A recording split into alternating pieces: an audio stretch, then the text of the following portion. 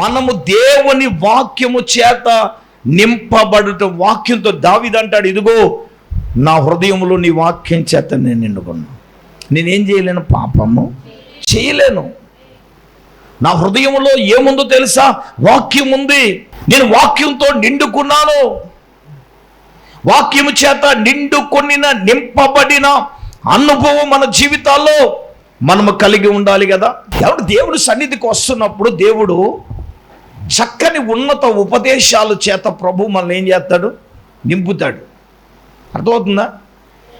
నింపబడిన ప్రతి వాక్యాన్ని హృదయం అనే నింపుకోవడం అంటే హృదయం అనే పలక మీద రాసుకోవాలి. సామెతల గ్రంథం 3వ అధ్యాయం 3వ వాక్యం చూద్దాం.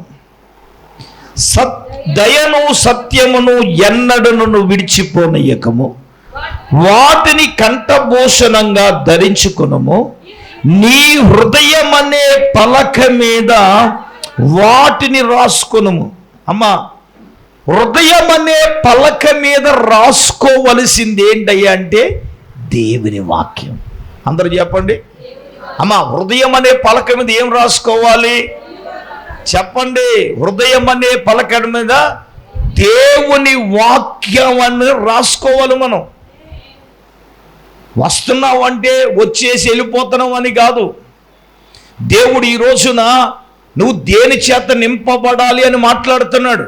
దేని చేత నింపబడాలి? దైవిక భయం చేత నింపబడు.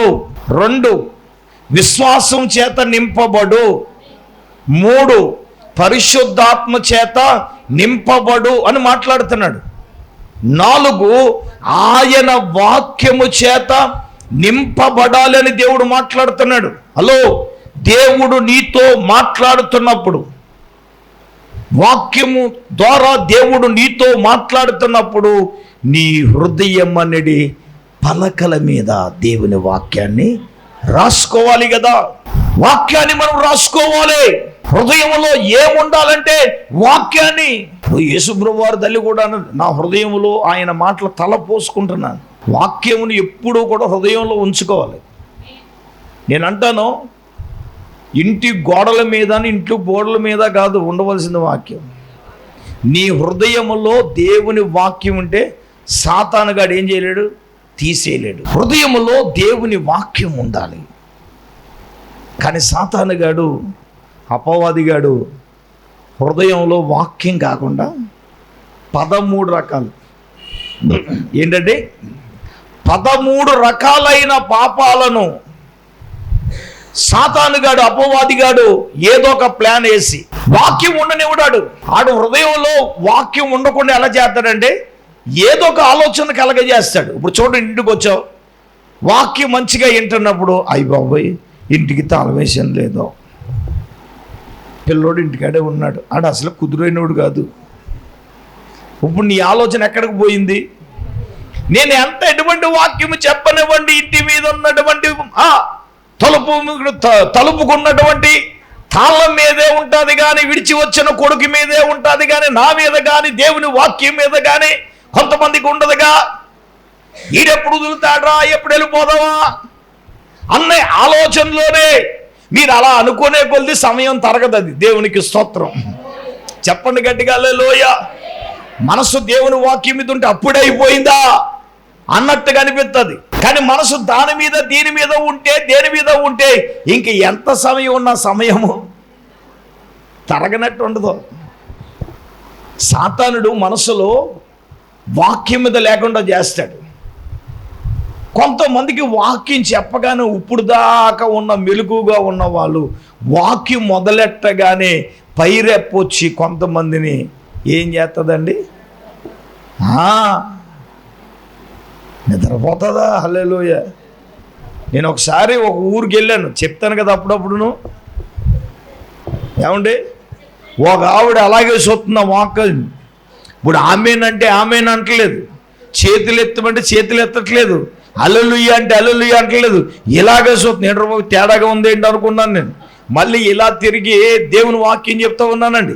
చెప్పి మళ్ళీ కాసేపటికి ఇలాగే చూస్తే ఇలాగే చూస్తుంది. అయ్య బాబు ఇదేంట్రా అనుకుని అప్పుడు నాకు కొంత అనుమానం వచ్చి అందరూ చేతులెత్తి హల్లెలూయా చెప్పండి అన్నాను. హల్లెలూయా. మీరు ఎలాగ చెప్పలేదు, ఆవిడ అలాగే చెప్పలేదు. అదో ఉందా?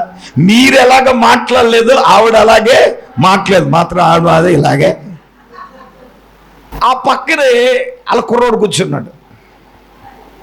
కూర్చుని పాపం మనకు అర్థమైపోయింది పాస్టర్ గారి బాధ. ఏమండో మా అమ్మ అలా సూత్తుంది అనుకుని, మా అమ్మకు సూత్త నిద్రవడం అలవాటు అండి. ఏంటంట చెప్పండి చెప్పండి చెప్పండి ఏంటండి? మా అమ్మకి సూత్త నిద్రవడం అలవాటు. మా అమ్మకి ఏంటి చెప్పండి? చెప్పండి అమ్మా. మీరు ఇప్పుడు ఏమీ మాట్లాడకుండా ఉంటే, సైలెంట్గా ఉంటే, మౌనంగా ఉంటే మీకు కూడా ఆ కృపావరం ఉందేమో అనుకున్నారు. దేవునికి స్తోత్రం. సూప్ మాత్రం చూస్తున్నారు కానీ చేతులు ఎత్తట్లేదు. చెప్పండి చెప్పండి గట్టిగా హల్లెలూయా. అవునండి, అపవాదిగాడు, సాతానుగాడు దేవుని వాక్యం విననివ్వడు. వాక్యం మీద వాడు మనస్సు ఉండనివ్వడు. వాడి ఆలోచన, వాడి తలంపు, వాడి ఉద్దేశం నీ హృదయంలోనికి వాక్యం వెళ్ళిందనుకోండి, వాక్యం నీలో పనిచేస్తుంది. హల్లెలూయా. చెప్పండి గట్టిగా హల్లెలూయా.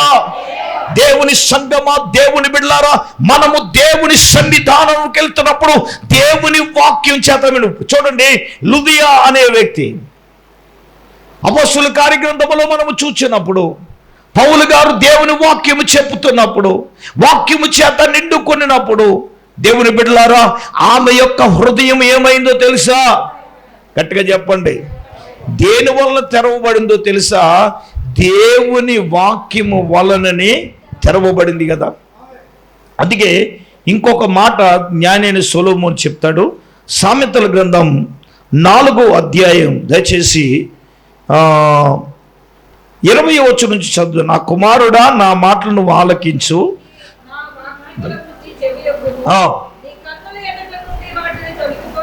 ఓకే, నీ హృదయమందు వాటిని భద్రము చేసుకో.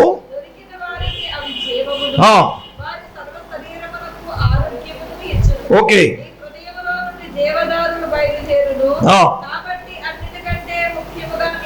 నీ హృదయమును భద్రముగా కాపాడుకొనుము. హల్లెలూయా. అమ్మ, దేవుని మాటలు, దేవుని వాక్యము మనకు దొరకగా నీ హృదయములో వాటిని ఏం చేయాలంటండి? మాట్లాడండి, భద్రం చేసుకోవాలి. ఏంటమ్మా? పట్టు చీర కాదు, వెండి బంగార నగలు కాదు భద్రం చేసుకోవలసింది. అలాగని రోడ్డు మీద ఆడేమని కాదు. వాటిని ఎలాగ భద్రం చేసుకుంటామో అంతకంటే విలువైనది దేవుని వాక్యాన్ని నీవు భద్రంగా కాపాడుకోవాలి. ఇంకో మాట అన్నాడు, ఎందుకో తెలుసా? అవి దొరికిన వారికి జీవం అంట. వారి సర్వ శరీరమునకు దేవుని వాక్యం ఏంటి చెప్పండి? ఆరోగ్యమే కదా. నీ వాక్యమే నన్ను బ్రతికించింది. ఇదే నా బాధల్లో నాకేం కలగజేసింది? నెమ్మది కలగజేసేది దేవుని వాక్యం. ఆరోగ్యం ఇచ్చేది వాక్యం. నిన్ను జీవింప చేసేది వాక్యం.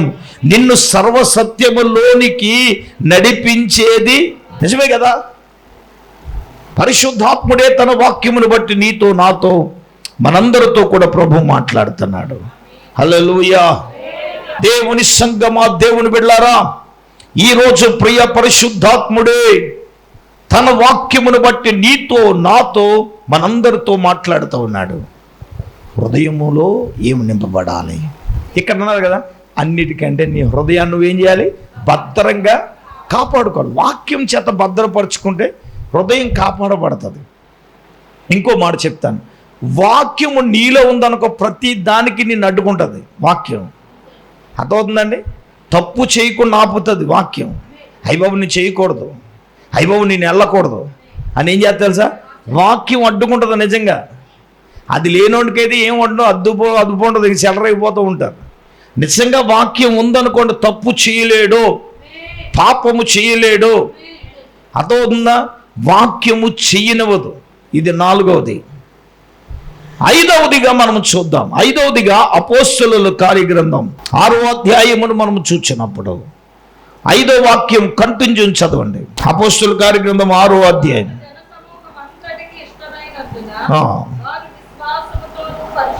మూడో వాక్యం చదవండి. మూడో వాక్యం, కాబట్టి సహోదరులారా ఆత్మతోనూ జ్ఞానముతో నిండుకొని మంచి పేరు పొందిన. ఇందాక ఆల్టర్నేట్గా ఆత్మతో నిండుకోవడం చదివాం. ఐదవదిగా ఏంటో తెలుసా? జ్ఞానము చేత నిండుకోవటం. చెప్పండి, ఏ జ్ఞానం అండి? చెప్పండి. లోక సంబంధమైన జ్ఞానము కాదు, దైవిక సంబంధమైన దేవుని జ్ఞానము చేత మనము నింపబడడం చాలా ప్రాముఖ్యం. ఏ జ్ఞానం అండి? దైవిక సంబంధమైన జ్ఞానము చేత నింపబడడం. ఏ జ్ఞానం కావాలంటే దైవిక సంబంధమైన జ్ఞానం కావాలి విశ్వాసులకి. లోక సంబంధమైన జ్ఞానము చాలా ఉంది, దాని చేత మనము నింపబడ్డాం. హలో వినండి, మనకు కావలసింది, మనకు అవసరమైనది ఏ జ్ఞానమో తెలుసా? దేవుడు మనకు అనుగ్రహించే ఆత్మ సంబంధమైన జ్ఞానం. ఇప్పుడు చూడండి, సొలొమోను దేవుడికి బలి ఇచ్చినప్పుడు నీకు ఏం కావాలో కోరుకో అని అడిగాడు. ఇప్పుడు సొలొమోను ఏమడిగాడు? అయ్యా నేను బాలుడు నాయన, నీ జ్ఞానం నాకు కావాలి. ఒరే, ఏదైనా బుద్ధి ఉందా లేదా నీకు? ఎవడైనా నీకు ఏం కావాలో కోరుకో అంటే ఐశ్వర్యం కావాలని కోరుకుంటాడు, లేదా శత్రువులు ప్రాణాలను అడుగుతాడు, లేదా నేను ఎప్పుడు సావకూడదునైనా ఎప్పుడూ బతుకుండాలి అనే కోరికలో కోరుకుంటాడు. నేను ఎప్పుడు చెప్తూ ఉంటాను, ఇలాగే ఒక భక్తుడిని అడిగాడంట, ఒరే నీ ప్రార్థన విన్నాను, నీకేం కావాలంటే నేను ఏది ముట్టుకుంటే అది బంగారం అయిపోవాలన్నాడంట. ఏంటంటే బాబు మాట్లాడినాము కంతా. దేవుడు అన్నాడంట, తదాస్తు అన్నాడంట. ఏమన్నాడంట? అలాగ జరుగుగాక అంటే ఈడు వెళ్ళంటే కాగితం ముక్కు ముట్టుకున్నాడంట. ఏమైపోయిందిరా? కర్ర ముట్టుకున్నాడంట. చెప్పండి, బంగారం అయిపోయిందంట. ఇంక వీడికి ఆనందానికి అవధులు లేదు. ఎందుకు చెప్పండి? ఏది ముట్టుకుంటే ఇంక ఇది అనుకున్నాడు ఫీలింగ్, నా ఇల్లంతా బంగారమే. మరి ఏది ముట్టుకుంటే బంగారం అయిపోతుంది, ఇంకేంటి? అంతే కదా మరి. కొన్ని గంటలు ఈడు ఆనందానికి అవధులు లేవండి. పరిగెత్తుకుని వచ్చాడండి ఇంటికి. అమ్మా దాహం వేస్తుంది, నీళ్ళు ఇవ్వమన్నాడట. కూతురు తీసుకొచ్చి గ్లాస్ అక్కడ పెట్టిందంటండి. గ్లాస్ ఏమైపోయిందంట? మాట్లాడినరా తల్లులా? గ్లాస్ ఏమైపోయింది? అన్నం తిందామంటే కంచం పట్టుకుంటే కంచం బంగారం అయిపోతుంది. కంచంలో అన్నం ఒకవేళ నోరు పెగలు తీసి అలాగేసిన నోట్లకు అన్నం ఎత్తుంటే నోట్లో ఏమైపోతుంది? ఏది ముట్టుకుంటే అది. ఇప్పుడు దేవుడు అన్నాడు సొలొమోను, ఒరే ఎవడైనా ఏం అడుగుతాడరా, నువ్వు జ్ఞానం అడుగుతావా? ప్రభు అంటాడు, నువ్వు జ్ఞానం అడిగేవరా? అడగకపోయినా జ్ఞానముతో పాటు నీకు ఐశ్వర్యాన్ని ఇవన్నీ కూడా నేను ఇస్తున్నాను అన్నారు. దేవునికి పెద్ద స్తోత్రం చెప్పండి. హల్లెలూయా. బైబిల్లో దైవిక జ్ఞానము చేత రాజు నింపబడి అద్భుతంగా తీర్పు తీర్చాడు. ఇద్దరు స్త్రీలకు వచ్చిన సమస్య బైబిల్లో రాయబడిన మాట అంటే, రాజుకున్న దైవ జ్ఞానము చూసంట రాజ్యములో ఉన్న వారందరూ కూడా రాజుగారికి ఏమయ్యారంట? భయపడ్డారంట. అమ్మా, ఇప్పుడు మనం దేవుని సన్నిధికి వస్తున్నామంటే దేవుడు మనకు అనుగ్రహించి జ్ఞానం చేత నిండుకోవాలి. అది ఎక్కడ దొరుకుతుందంటే దేవుడి దగ్గర నుంచి దొరుకుతుంది. యాకోబు చెప్తాడు, మనం చాలా సందర్భాల్లో ధ్యానం చేసాం, ప్రకృతి సంబంధమైన జ్ఞానము పైనుండి వచ్చిన జ్ఞానం. పైనుండి వచ్చిన జ్ఞానము దేవుని ద్వారా మనకు అనుగ్రహించబడే జ్ఞానం. దానికి 7 లక్షణాలు ఉన్నాయి. ప్రకృతి సంబంధమైన జ్ఞానములోనండి అల్లరి ఉందంట, ప్రతి నీచ కార్యాలు ఉన్నాయంట, అసహ్య కార్యాలు ఉన్నాయంట. వాటి గురించి మనకు అవసరం లేదు. ఇప్పుడు పెద్దలు ఏర్పాటు చేసుకున్న 7 పెద్దలలో దేని చేత నిండుకున్నారంటే జ్ఞానముతో. అందుకే క్రీస్తు యేసు జ్ఞానమునందు అభివృద్ధి పొందండి అన్నాడు. ఇప్పుడు మనకి భౌతిక సంబంధమైన ఒక మాట చెప్తానే, జ్ఞానైన సొలొమోనే చెప్తాడు. ప్రసంగి 3:11 ఏమంటాడంటే, దేని కాలమందు అది చక్కగా ఉన్నట్లు సమస్తమునట దేవుడు నియమించాడు. కానీ దేవుడు చేసే క్రియలను పరిశీలనగా తెలుసుకోవడానికి మానవునికి మనిషికి ఆ జ్ఞానము చాలదు. ఏం చాలదు? దేవుడు చేసే కార్యాలు అది నీకు తెలియాలంటే ప్రసంగి 3:11 చదువుకోండి. దేవుడు చేసే క్రియలను పరిశీలనగా తెలుసుకోవడానికి మానవునికి ఆ జ్ఞానము చాలదు. లోక జ్ఞానం చాలదు. ఏ జ్ఞానం కావాలంటే దేవుడు చేసే క్రియలు తెలుసుకోవాలంటే దేవుని జ్ఞానమే కావాలి. హల్లెలూయా. దేవుడి జీవితంలో తన కార్యాలు చేయాలంటే దైవికమైన జ్ఞానము చేత మనము నింపబడాలి కదా, దైవిక జ్ఞానము కలిగి ఉండాలి కదా. దైవ జ్ఞానముతో మనము నిండుకొనిన అనుభవాన్ని మనము కలిగి ఉండాలి. దేవుడు కోరుకునేది, ఆశించేది అదే కదా. 5 ఆరవదిగా మనం చూద్దాం, సమయం అవుతుంది. ఆరవదిగా అపోస్తలుల కార్యగ్రంథం 6వ అధ్యాయము 8వ వాక్యాన్ని మనము చదువుదాం. స్టెఫను కృపతోను బలముతోను నిండిన వాడై. ఇక్కడ 2 ఉన్నాయి. దేని చేత మనము నిండుకోవాలి అంటే ఆరవదిగా కృప. అందరూ చెప్పండి, కృప చేత మనము నిండుకోవాలి. ఎవరి కృప అంటే దేవుని కృప చేత నిండుకోవాలి. దైవజనుడు అన్నాడు, నీ కృప లేనిదే నేను బ్రతకలేనయ్యా అని రాశాడు. అయ్యా, నా శ్రమలలో నీ కృప పరిపూర్ణం. అందుకే దేవుడు కూడా అన్నాడు, శాశ్వతమైన ప్రేమతో నేను నిన్ను ప్రేమించుచున్నానని చెప్పి ఓ మాట అన్నాడు అక్కడ. విడువక నీ ఎడల నేనేం చూపిస్తున్నాను? కృప చూపుతా మానక అని ఉంటుంది. ఇర్మియా గ్రంథం 31వ అధ్యాయం దయచేసి 3వ వాక్యం చూద్దామా. ఇర్మియా గ్రంథం 31వ అధ్యాయం 3వ వచనం. శాశ్వతమైన ప్రేమతో నేను నిన్ను ప్రేమించుచున్నాను, విడువక నీ ఎడల ఆయన ఏం చూపిస్తున్నాడు? అమ్మ చెప్పండి, కృప కావాలి. ఆమేన్. ఏం కావాలి మనకి? ఇప్పుడు ఎవరైనా మనల్ని అడిగారంటే ఎలా ఉన్నారంటే దేవుని కృప వల్ల బాగానే ఉన్నామంటాం కదా. దేవుని కృప కావాలి. కృప లేనిదే ఒకవేళ మనం సంపాదించిన డబ్బు వస్తున్న కృప ఉంటేనే ఉంటుంది, కృప లేకపోతే నిలబడదు. అవునా కదా? కృప కావాలి, కృప ఉంటేనే నిలబడుతుంది. కృప చేత నింపబడాలి. భక్తులైన వారు దేవుని కృప కొరకు కనిపెట్టారు. దావీదే పాత నిబంధన కాలంలో, దావీదు కొత్త నిబంధనలో పౌలు గారు. కృప గురించి ఎక్కువగా మాట్లాడింది వాళ్ళే. ఈరోజు నేనంటాను, కృప అర్హత లేని మనకి అర్హత ఇచ్చింది దేవుని కృపే కదా. ఏడు చెప్పండి, అర్హత లేని మనకు అర్హత ఇచ్చింది కృపే కదా. కృపను కృప చేత నింపబడే అనుభవం. కృప లేకపోతే, అందుకే పౌలు గారు చెప్తూ ఉంటాడు యూదులందరికీ, అపోస్తలుల కార్యగ్రంథం 13వ అధ్యాయంలో అంటాడు, మీరందరూ దేవుని కృపలో నిలకడగా ఉండండి అని వాళ్ళని అందరినీ కూడా హెచ్చరిక చేశాడంట. అపోస్తలుల కార్యగ్రంథం ఒకసారి 13వ అధ్యాయంలో మనం చూస్తే 13వ అధ్యాయం 43వ వచనం చూస్తే, తర్వాత అనేకులు యూదులు భక్తిపరులైన యూదా మతస్థులు పౌలు బర్నబాను వెంబడించిరి. వీరు వారితో మాట్లాడుతున్నప్పుడు చూడండి, దేవుని కృపయందు మీరు నిలకడగా ఉండవలెనని వారిని హెచ్చరించెను. దేవునికి స్తోత్రం. చెప్పండి అందరూ హల్లెలూయా. దేవుని కృపలో నిలకడగా ఉండాలని హెచ్చరించాడంట.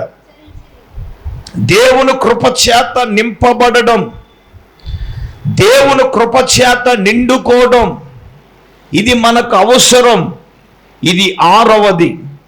7వదిగా బలము చేత నిండుకోవాలి. ఏ బలముతో తెలుసా? చూడండి, బైబిల్ చెప్తుంది, యెహోవా కొరకు ఎదురు చూచువారు నూతన బలాన్ని పొందుకుంటారంట. చెప్పండి, యెహోవా కొరకు ఎదురు చూచేవారు. 7వదిగా దేవుని బలం చేత నింపబడాలి. సంసోను దేవుని బలం చేత నింపబడ్డాడు గనుకనే 2 కళ్ళు పీకబడిన, గుడికి ఆధారంగా ఉన్న స్తంభాలను పీకేసి దైవికమైన బలము చేత బ్రతికున్న కాలములో చంపిన శత్రువుల సంఖ్య కంటే ఆ రోజు చంపిన శత్రువుల సంఖ్య ఎక్కువ కదా. ఈ బలం ఎలాగొస్తుందంటే, ఒకటి దేవుని కొరకు ఎదురు చూసినప్పుడు, రెండు దేవునిలో ఆనందించుట వలన.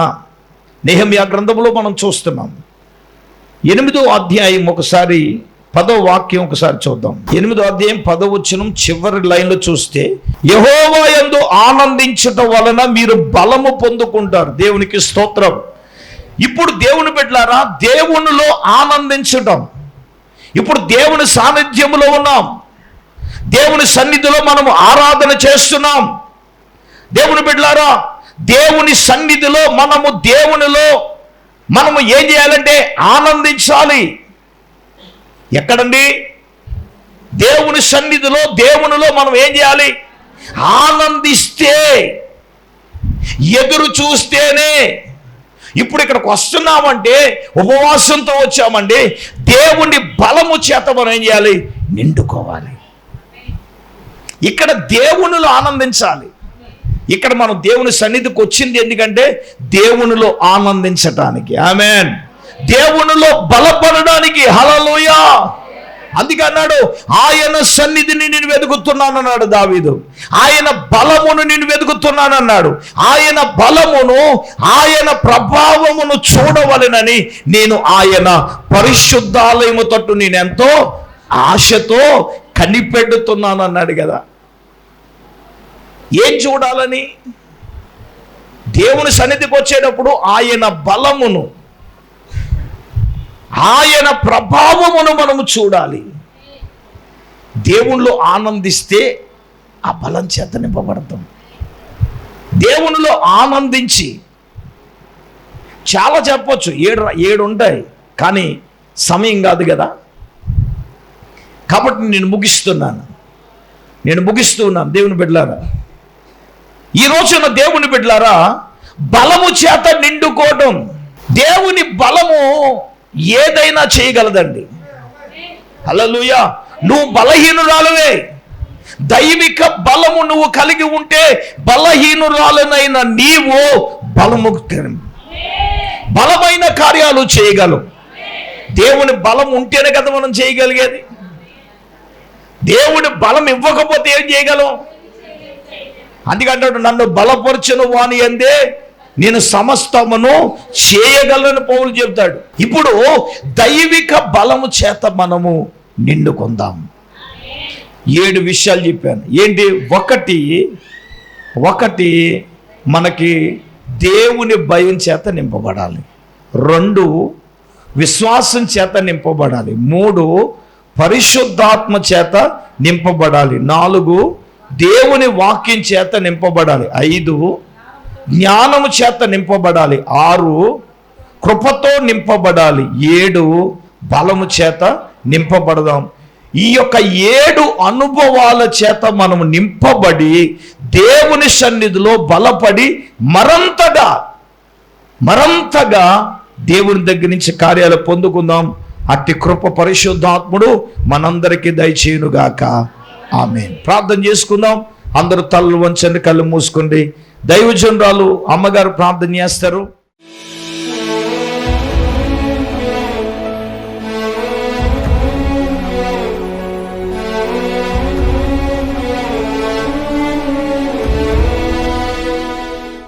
స్తోత్రం స్తోత్రం స్తోత్రం స్తోత్రం స్తోత్రం స్తోత్రం స్తోత్రం. పరిశుద్ధుడైన తండ్రి, మహోన్నతుడా, అత్యున్నత సింహాసనంపై ఆసీనుడైన మా దేవానికి వందనాలు నాయన. ఈ దినాన్ని ప్రభువా యొక్క అభిషేక ఉపవాస నాయన స్వస్థత ప్రార్థనలో తండ్రి నీకు వందనాలు. ఇంతవరకు నీ ఆత్మ ద్వారా నడిపించి నీ దాసులను అభిషేకించి ప్రభువా నీ వాక్యము ద్వారా మీరు మాతో మాట్లాడినందులకు వందనాలు అయ్యా. నాయన వేటితో మేము నింపబడాలో తండ్రి నీకు స్తోత్రాలు. ఎంతో స్పష్టంగా 7 విషయాలు మీరు మాతో మాట్లాడారు తండ్రి.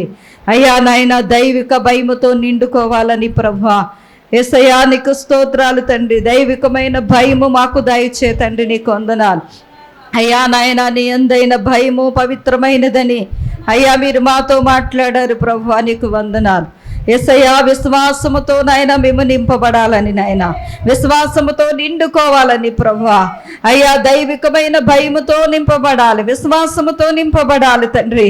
అయ్యా నాయనా నీకు స్తోత్రాలు తండ్రి. నీ వాక్యముతో నాయన మేము నింపబడాలి ప్రభువా. అయ్యా నా తండ్రి నీ కృపతో మేము నింపబడాలి, నీ జ్ఞానముతో నింపబడాలి తండ్రి. నీకు స్తోత్రాలు యేసయ్యా నాయనా, నీకు స్తోత్రాలు ప్రభువా. విత్తబడి నీ మాటలను బట్టి నీకు స్తోత్రాలు చెల్లిస్తున్నాము తండ్రి. అయ్యా నాయనా నా తండ్రి నా ప్రభువా నీకు స్తోత్రాలు నాయన. వీటితో నాయనా అయ్యా మా హృదయాలు నాయన నింపబడే కృప దయచేయండి నాయన. అయ్యా నీ బలముతో నింపబడాలి తండ్రి. నీ కొరకు ఎదురు చూచేవారు నూతన బలాన్ని పొందుకుంటారని నాయన. అయ్యా నీ జ్ఞానముతో నింపబడాలని మాట్లాడవు తండ్రి. అయ్యా దైవికమైన జ్ఞానము మీరు మాకు దయచేయండి నాయన. అయ్యా నాయన హెలోక సంబంధమైన జ్ఞానము, భూ సంబంధమైన జ్ఞానము కాదు ప్రభువా. పర సంబంధమైన జ్ఞానము, ఆత్మ సంబంధమైన జ్ఞానము, దైవికమైన జ్ఞానము మీరు మాకు దయచేయండి నాయన. అయ్యా జ్ఞానముతో నాయన నింపబడటానికి సహాయము దయచేయండి. అయ్యా నా ప్రభువా శాశ్వతమైన ప్రేమతో మమ్మలను ప్రేమించు నాయన. విడువక మా ఎడల కృప చూపుచున్నావు తండ్రి. అయ్యా నాయన నీ కృపతో నాయన మేము నింపబడాలి తండ్రి. అయ్యా నా తండ్రి నీకు స్తోత్రాలు. ఈ లోకంలో మేము బ్రతకడానికి నీ కృప మాకు అవసరం నాయన. అయ్యా నీ కృప లేనిదే మేము బ్రతకలేము తండ్రి. బ్రతికి ఉన్నామంటే కేవలం నీ కృపే నాయన. అయ్యా నీ కృప చేత నింపబడటానికి సహాయం దయచేయండి. అయ్యా నాయన నీ వాక్యముతో నింపబడాలని నాయన, నీ వాక్యము నాయన మా హృదయం అనే పలకల మీద రాసుకోవటానికి అయ్యా నాయన నీ వాక్యముతో మేము నింపబడటానికి సహాయం దయచేయండి. ఎవరి హృదయంలో నీ వాక్యం ఉంటుందో నాయన ఆ వ్యక్తి పాపము చేయలేడని మాట్లాడావు తండ్రి. అయ్యా నాయనా పాపము చేయకుండా పరిశుద్ధంగా పవిత్రంగా బ్రతకాలంటే మా హృదయాలలో నీ వాక్యము ఉండాలి నాయన. నీ వాక్యము చేత మేము నింపబడాలి తండ్రి. నీకు వందనాలు. కూడా వచ్చిన బిడ్డలందరినీ జ్ఞాపకం చేసుకునండి నాయన. వినేసి వెళ్ళిపోవటం కాదు కానీ ప్రభువా వాక్యానుసారమైన జీవితం దయచేయండి నాయన. వాక్యానికి మమ్మల్ని మేము అప్పగించుకుని ప్రభువా అయ్యా నా తండ్రి నీ భయముతో నాయన నిండుకోవటానికి ప్రభువా, జ్ఞానముతో నిండుకోవటానికి, విశ్వాసముతో నిండుకోవటానికి ప్రభువా, కృపతో నిండుకోవటానికి సహాయము దయచేతండి. నీకు వందనాలు. అయ్యా విత్తబడి మాటలు మా హృదయాల్లో నీరు కట్టి ఫలింపచేయండి నాయన. అయ్యా నాయన నా తండ్రి వాక్యాన్ని మేము ధ్యానం చేసుకుని నాయన నీకు వందనాలు. వాక్యానుసారమైన జీవితాలు మీరు మాకందరికీ దయచేయండి. మీరే మహిమ పొందండి. వాక్యానికి ఉపదేశానికి మమ్మల్ని మేము అప్పగించుకుంటూ ప్రభువా అయ్యా మేము నడుచుకోవటానికి నీ కృప సహాయం దయచేసి మీరే మహిమ పొందమని యేసయ్య పరిశుద్ధ నామములో ప్రార్థన చేసి అడిగి వేడుకొంచున్నామా పరమ తండ్రి. ఆమేన్. మన పరమ తండ్రి అయిన దేవుని ప్రేమ, మన ప్రభువును రక్షకుడైన యేసుక్రీస్తు ప్రభుల వారి యొక్క దివ్యమైన కృప, పరిశుద్ధాత్మ దేవుని యొక్క అన్యోన్య సహవాసం ప్రభు బిడ్డలారా ఇక్కడ కూడినలకు సదాకాలము తోడైనను గాక. ఆమేన్. ఆమేన్.